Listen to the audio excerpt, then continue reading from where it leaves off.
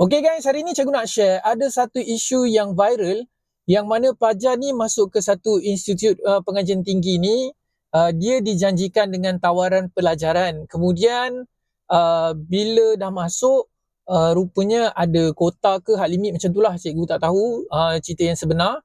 Tapi dia rasa macam tak puas hati lah. So isu ni sama dengan seorang pelajar cikgu, tapi dia pergi kolej lain. Okay? Dia kata dia ditawarkan beasiswa. Dia jumpa cikgu cakap, kau ni confirm ke kau ni dapat beasiswa? Aku rasa kau biasa-biasa je. Sebab beasiswanya biasa dia akan bagi pada mereka yang cemerlang. Kemudian bila dah masuk, orang tu kata beasiswa ni hanya untuk golongan tertentu saja, ada syarat lah. Lepas tu dia kata dengan cikgu, saya rasa macam tertipu lah. Saya rasa macam saya kena scam lah. Anak murid cikgu cakap lah. Pada cikgu kan, kadang-kadang bila benda macam ni, tawaran macam ni, korang kadang-kadang salah faham. Beasiswa tu ada tapi dia memang untuk selected student sahaja. Dan kadang-kadang ataupun pinjaman pelajaran itu dia ada syarat-syarat tertentu, korang kena check betul-betul. Jangan korang rasa itu semua untuk korang.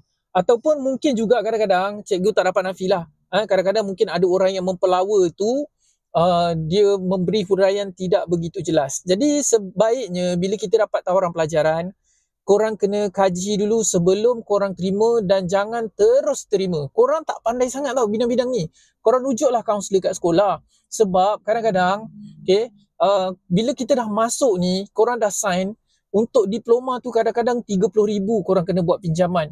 30 hingga 60,000, lagi-lagi yang swasta lah. Dan bila kita dah, once kita dah sign, kita kena bayar balik. Sama ada kita dah dapat kerja ke, tak dapat kerja ke, sama ada kita pinjam PTPTN ke, pinjaman pelajaran apa, kita kena bayar balik. Itu memang tanggungjawab kita.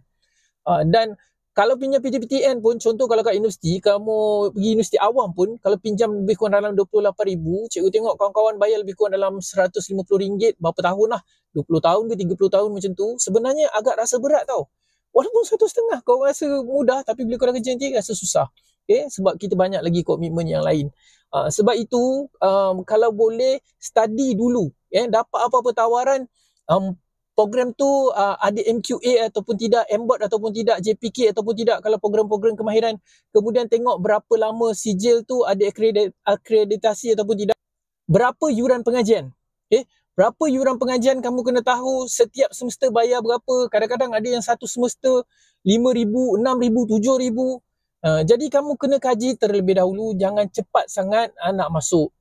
Dan cikgu, sebab itu cikgu sangat galakkan mohon dalam UPU online.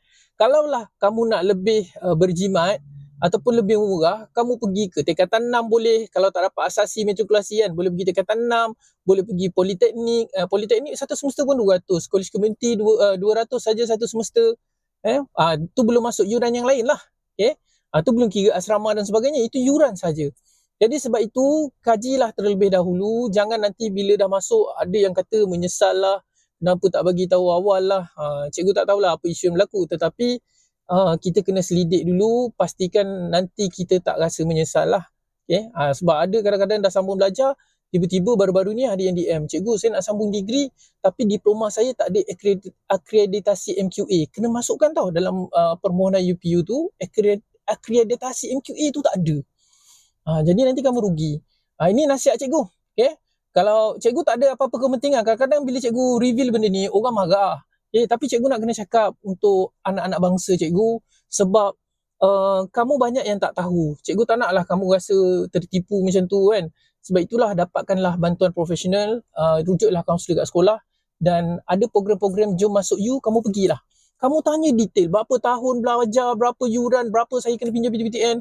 Pergilah ke Carnival Jom Masuk You ni, tanya detail dengan pihak institusi yang menawarkan. Jadi kamu baru puas hati, barulah minta. Itu saja dari cikgu. Jangan kecam cikgu. Cikgu cuma nak jelaskan pada anak murid tentang benda ni supaya mereka ada kesedaran sebelum sambung belajar. Thank you guys, and jangan lupa follow cikgu.